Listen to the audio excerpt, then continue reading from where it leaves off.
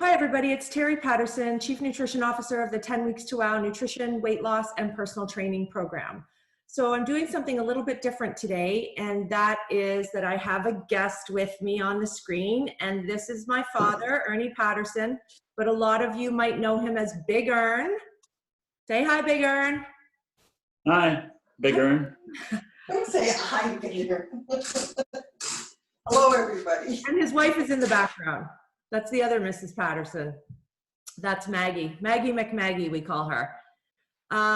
So the reason that I'm doing a video with my dad today is because he had a major event in his life last week, which scared the crap out of most of us. But it's a really important message that I think you all need to hear. I know we're all really panicked about the COVID-19, but the leading cause of death in the world is actually heart disease. And that's something that's totally being overlooked throughout this. And of course, people that have had problems with other underlying health issues would be scared, but this is really, really important. So I'm going to turn the mic over to my dad now, and maybe Big Ern, you can back them up to maybe 6 months ago and some of the symptoms that you were experiencing. Well, I have to go back to last November, and up to that point, I had been walking 2 miles every morning. I'm 82 years old, and I like to think that it's helped me a lot, because I've had times when I laid off and for a month or so and didn't do any walking, and I start feeling tired, and I got no energy. So I like to keep walking. It gives me more pep in my step. But last November, I started experiencing pain in just under my breastbone, in the center of my chest. And it was a discomfort and leading up to a bit of pain. So I just stopped walking for a while, and then started feeling like crap. But every time I tried to walk, or sometimes it was getting more if I got some anxiety, that would bring it on, and it would morph into from a discomfort to a pain. Anyway, this is in November it started, and I went to the doctor and got some blood tests and never heard any more from him. And Christmas came up, and I ended up waiting until January to go see him, and then he got me booked for an ultrasound. And the last I heard from his office was, I think you better postpone your vacation. This is the day before I was leaving. So I'm driving down to Florida for the month of February. I left on January the 30th, and I drove down. I experienced pains, not while I was driving. I was always comfortable driving, but times when I would exert myself, or if I had a little anxiety, it might bring it on. And often just going to bed, it brought it on for whatever reason. And I thought I had a stomach problem, so I was eating a lot of Tums, and it would settle down after a while. And when I got back from Florida on March 2nd, that was a Monday night, and Tuesday I just laid around and rested because I was tired from the drive. And on Wednesday morning, I brushed my teeth and washed my face, and the pain came on, and it was a little stronger this time. So my wife said, go down to urgent care. We live in Fort Erie, and our hospital is not really a hospital anymore, but it's urgent care. And they got good urgent care there for minor things like heart attacks. So they gave me some blood test and x-ray, and decided that I should go to Welland, where they could do more testing, which they did. Took an ambulance there, and I was there overnight, and they monitored me all night. And the next day they sent me to St. Catharines, where they have a cardiac investigation unit, and they put a thing up my arm and in my heart, and found a big blockage of 99% in the main artery. Jerry calls it the widowmaker. And they put a stent in, and I'm a new man. The doctor came out afterwards, and we talked, and he told me about the 99% blockage. And I said, geez, wonder I didn't have a heart attack. He said, you did. But I didn't experience pains like somebody some people do, up their arms and their jaw, and pressure in their chest, perspiration, nausea, and I had none of these things. So Just the pain in your stomach. And you thought it was your I stomach. thought it was my stomach. So one has to be very, very careful. And I told the doctor about these pains, where they were, and he didn't clue in on them either. So you've got to do a lot of investigating yourself, I'm afraid. Right, and getting a second opinion is always a really great idea, because for me, and I'm not a doctor, I only play one on TV, but a person of 82 years of age presenting with pains when they exert themselves, I would think that a light bulb would have went off for him. So definitely second opinions are really worth their weight in gold. And only my dad would drive himself to the hospital during a heart attack. And as many doctors have told you, that you literally had a horseshoe up your ass because you had 99% blockage in your aorta. And I was listening. Not the aorta. Not the aorta. It's an artery that feeds the heart. And the aorta is where it's coming out of your heart to feed the rest of your body. Anyways, we're not doctors. He had a blockage that literally could have cost him his life. So for myself, the thought of losing my best friend of 55 years was, I can't even talk about it. We got a lot of good memories, Terry. I have the results here, but I don't think it's going to help any of us. It says successful PCI with DES to LN/LAD, residual disease and osteal CX. So actually, he said there's minimal damage to my heart. They did tests afterwards.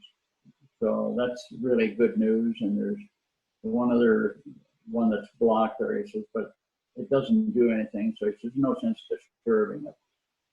And I am what I am, and Papa said. Well, as my dad and I were speaking each day, the day after his surgery, I was getting ready. So I had my headset on and we're talking, and my dad said, oh, here, my breakfast is here. And I said, well, don't hang up. Tell me what it is. And he said, oh, you're going to be mad. And it was an omelet and cornflakes with milk. And honestly, I wanted to like bang my head against the wall. I'm like, let's see, my dad's in the critical care unit. This is a really serious procedure and event that just happened. And now we're going to give that guy eggs that are full of cholesterol and saturated fat and choline. So, I mean, if it comes down to cost, like wouldn't a bowl of oatmeal and a banana be just as inexpensive, but actually give your body, you know, some soluble fiber to help pull more cholesterol out of your blood?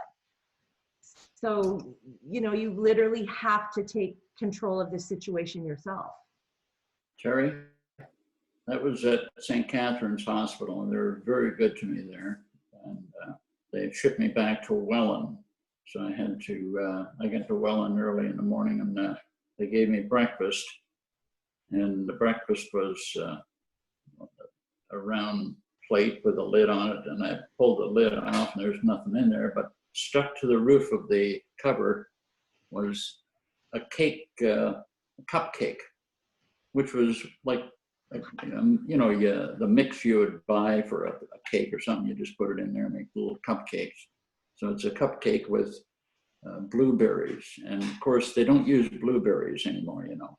Blueberry colored pieces of apple. So they're not bad for you, but they're not blueberries.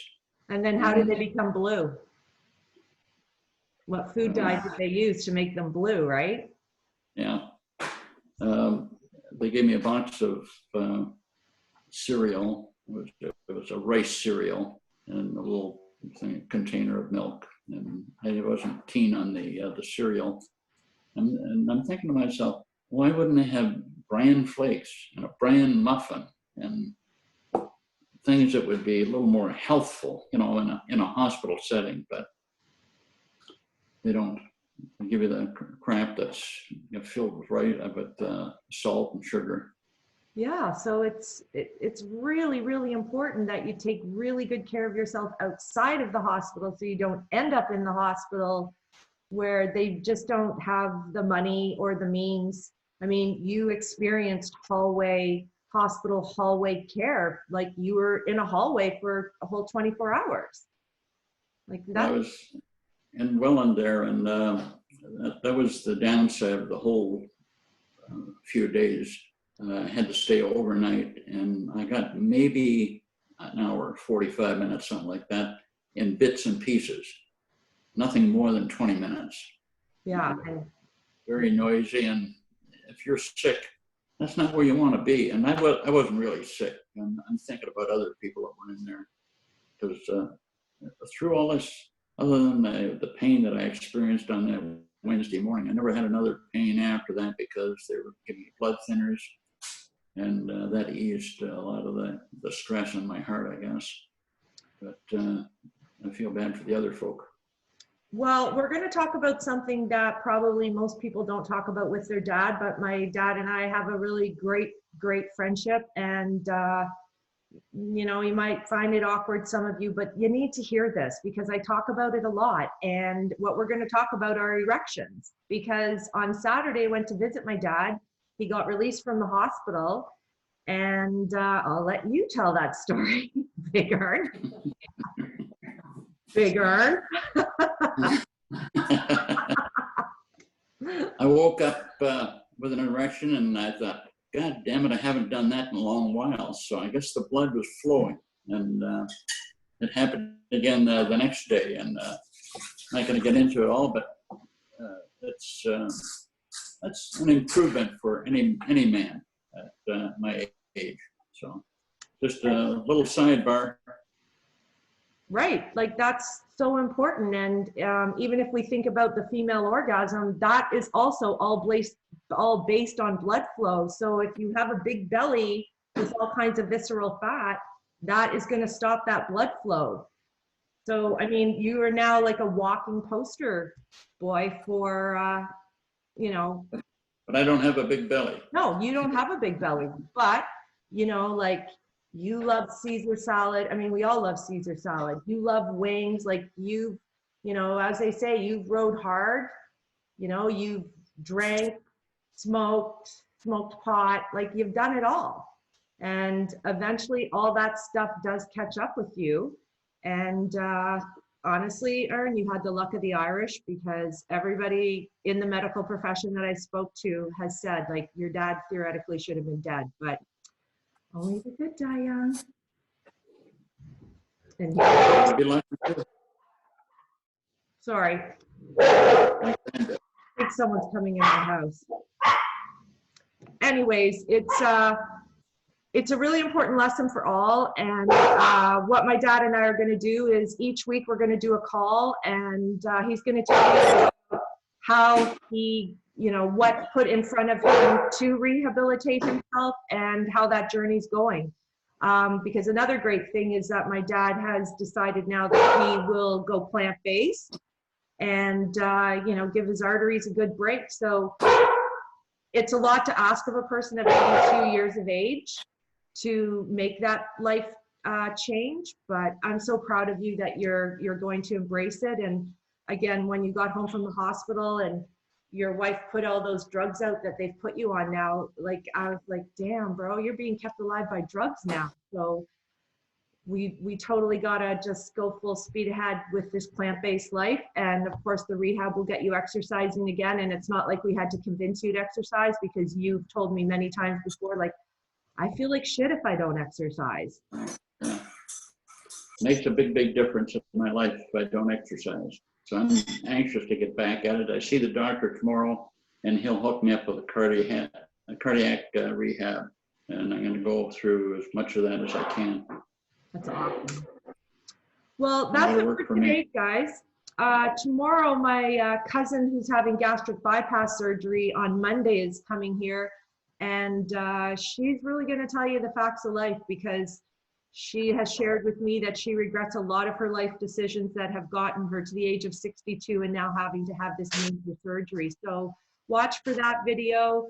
watch for our weekly calls with my dad, Big Ern, and let's hope that we keep seeing his handsome face on my screen, because I love this guy more than life itself, and we've just had so much fun together. Like, I'm just so lucky. I have the best dad in the whole world.